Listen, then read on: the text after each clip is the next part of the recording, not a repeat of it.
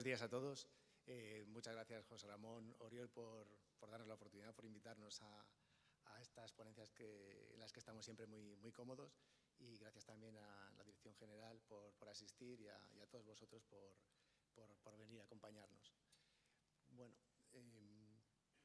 para aquellos que no conozcáis Univergi, Univergi es una multinacional hispano-japonesa de desarrollo de proyectos y promotor de energías renovables tradicional, eólica fotovoltaica.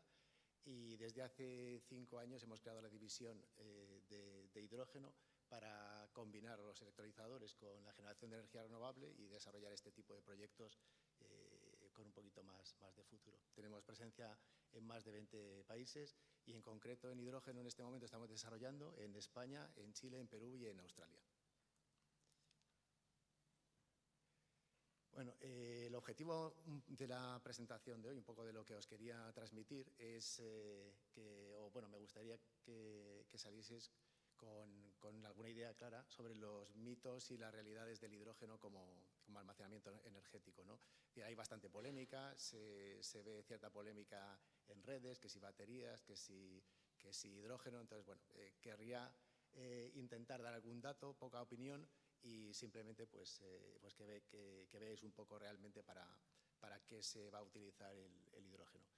Esto es un ejemplo típico. Cuando hablamos de almacenamiento uno piensa en la red eléctrica y si comparamos un poco el rendimiento de las baterías con el rendimiento de la generación eléctrica vía hidrógeno a través de la electrolisis y las pilas de combustible, pues el rendimiento energético de las baterías del orden del 90% y el de las pilas de combustible es del orden del 36%. Entonces, bueno, da la sensación de que en los proyectos en los que sea importante el rendimiento, pues el hidrógeno en principio no tiene mucho que hacer, ¿no?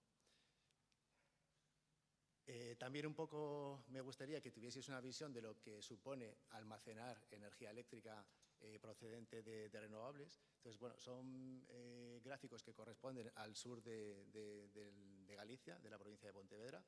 20 megavatios fotovoltaicos con seguidor a un eje tiene ese perfil de producción a lo largo del año.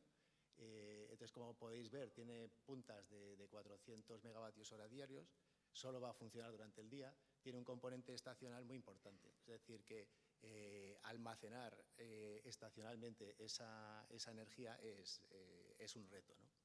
Y abajo, un parque eólico de 20 megavatios en la zona de Pontevedra, pues tiene ese perfil. Lo veis un poquito más plano, tiene la barriga invertida, es decir, que en verano hay menos viento que en otoño o en primavera, pero tiene un componente estacional, quizá menos acusado que el de la fotovoltaica, pero como veréis es también muy aleatorio, muy random, ¿no?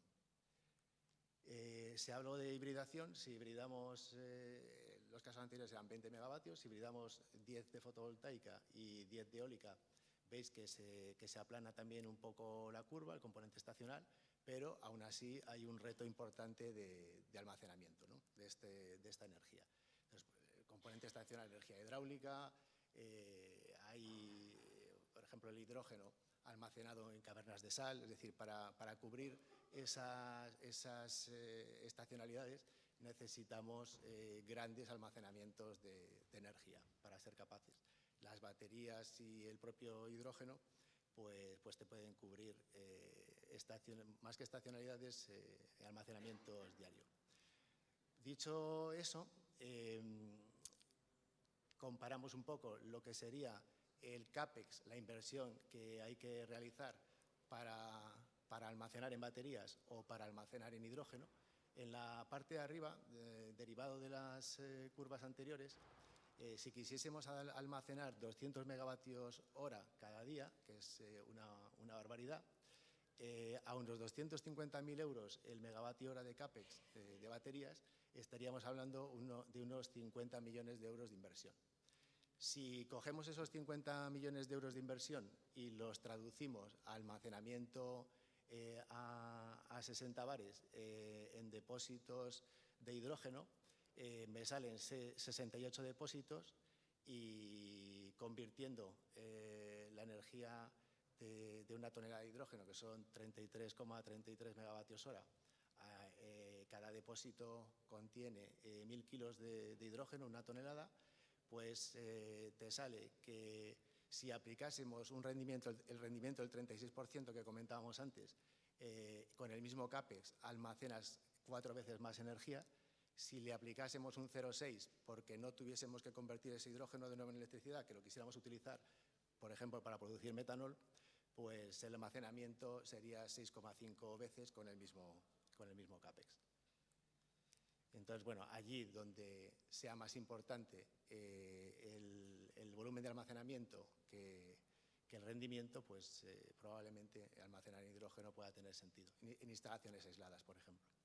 Y después un poco también, que para romper otro pequeño mito, claro, el 25% de la energía que consumimos actualmente lo hacemos en forma de electricidad, pero el resto, el 75%, lo hacemos en forma térmica, o bien para calentar, para quemar en calderas, o bien para movernos, ¿no?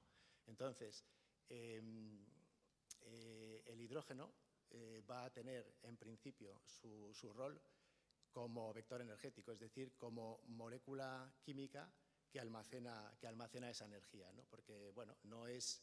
el hidrógeno tiene sus problemas de volumen en almacenamiento, no es diésel o gasolina, es decir, hay un problema de energía específica por unidad de volumen, pero también para romper una pequeña lanza por el hidrógeno líquido en concreto, si comparamos el hidrógeno líquido con el SAF, el Sustainable Aviation Fuels, que sería el queroseno sintético verde, el hidrógeno líquido ocupa en volumen 4 veces más que el queroseno, pero resulta que para la misma energía almacenada pesa 3 veces menos. Y en los aviones a veces es tan o más importante el peso que el volumen. Entonces, resolviendo todos los problemas técnicos que hay alrededor de esas tecnologías, el hidrógeno líquido en aviación puede que tenga también su momento y su capacidad. Y después, para que veáis un caso muy práctico de un proyecto que hemos lanzado en desarrollo en estos momentos en el sur de Galicia, estamos apuntando a la Plisan para hacer este desarrollo. Es un desarrollo orientado a producir metanol amoníaco.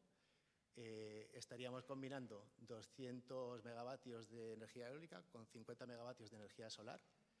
Necesitaríamos un apoyo de 10-25 megavatios de cogeneración en biomasa, 170 megavatios de electrolisis. Conseguiríamos una producción de unas 10.000 toneladas al año, 10.500 toneladas al año, que nos daría para unos 40.000 toneladas al año de amoníaco metanol, una producción de byproduct de 80.000 toneladas al año de oxígeno.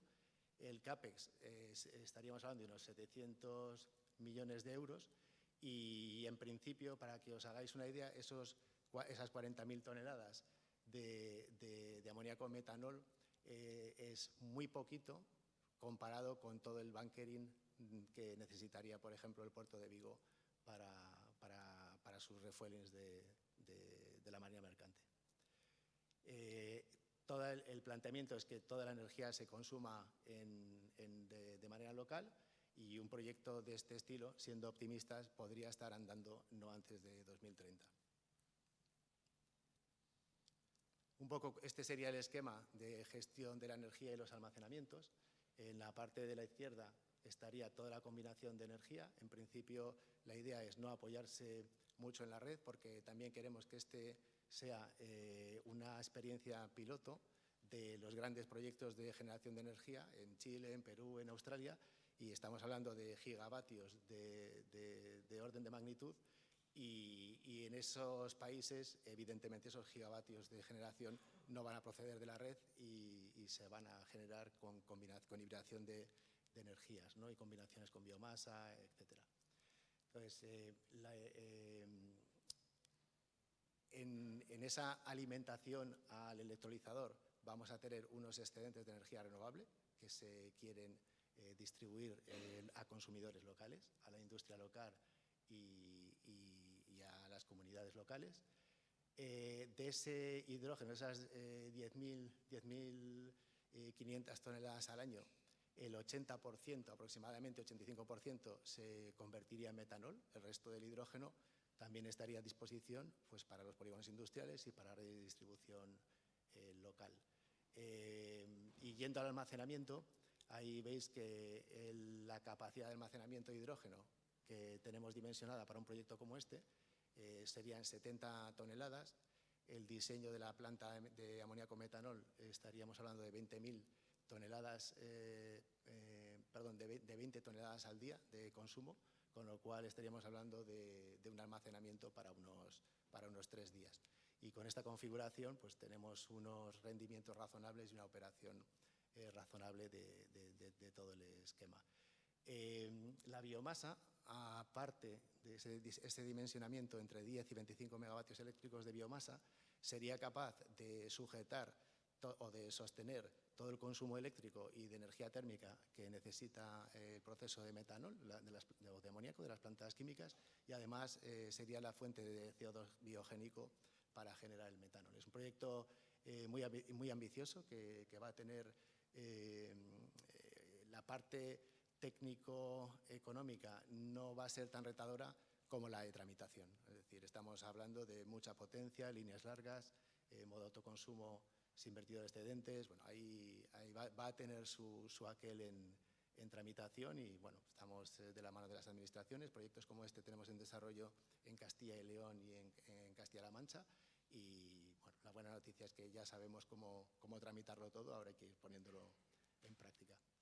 Y nada, esto es todo lo que quería comentaros.